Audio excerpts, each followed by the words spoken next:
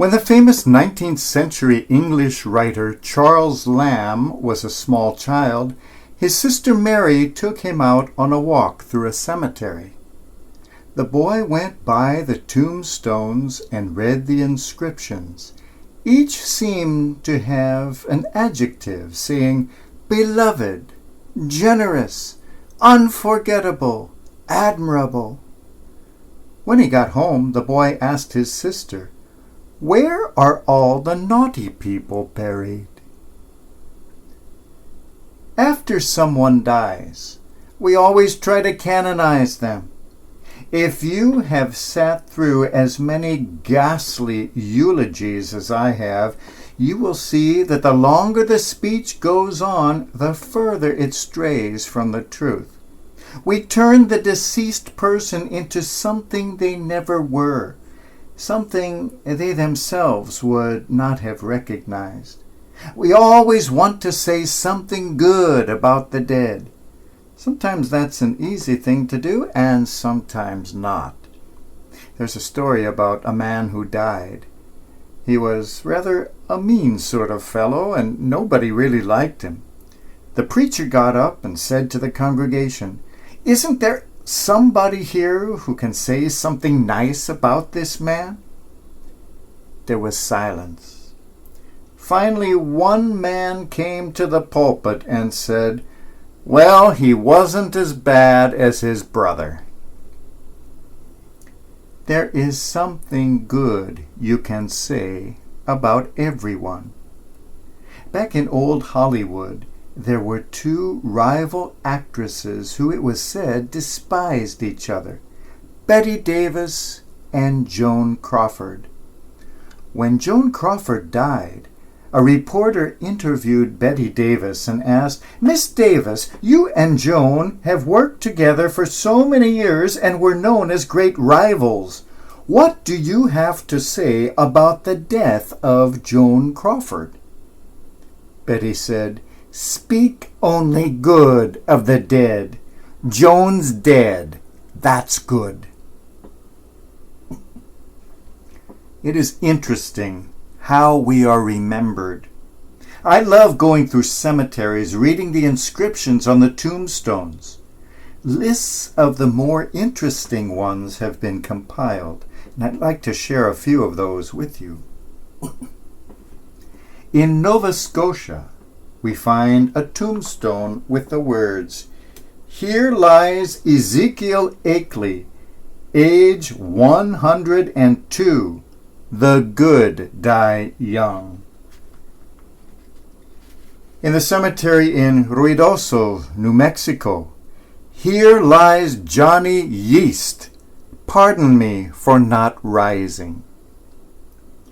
In Key West, Florida, "I told you I was sick."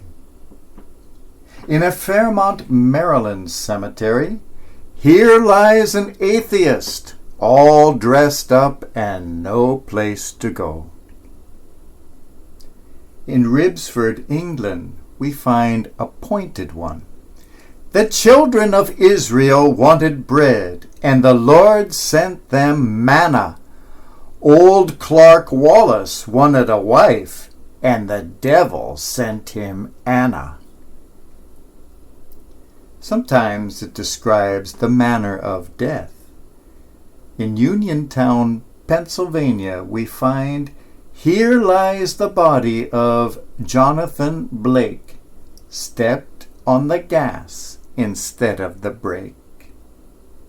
Or the tomb of Harry Edsel Smith in Albany, New York. Born 1903, died 1942. Looked up the elevator shaft to see if the car was on the way down. It was. Sometimes those who write the inscriptions want to advertise something about themselves, just like the people delivering eulogies tend to speak more about themselves than about the deceased.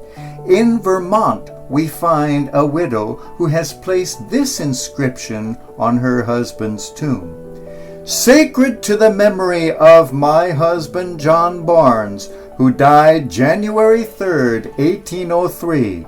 His beautiful young widow, aged 23, has many qualifications of a good wife and yearns to be comforted.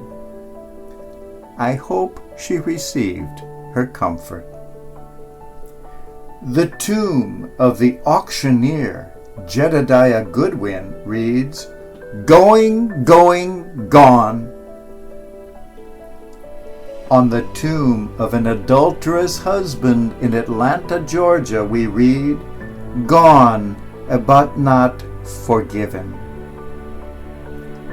A New Hampshire cemetery gives us these comforting words, "Tears cannot bring her back, therefore I weep." And my favorite, from Stowe, Vermont, "I was somebody who is no business of yours."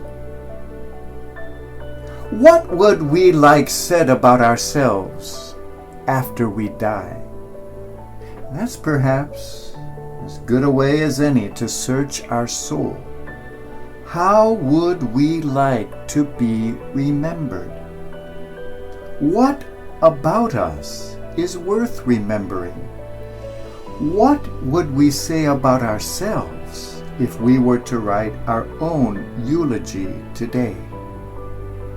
As for myself, I don't want people to talk about my accomplishments or my virtues, nor do I want them to remember my failures or vices. Rather, I want them to think of the Christ approaching the tomb of his beloved and exclaim, "See how much he loved him."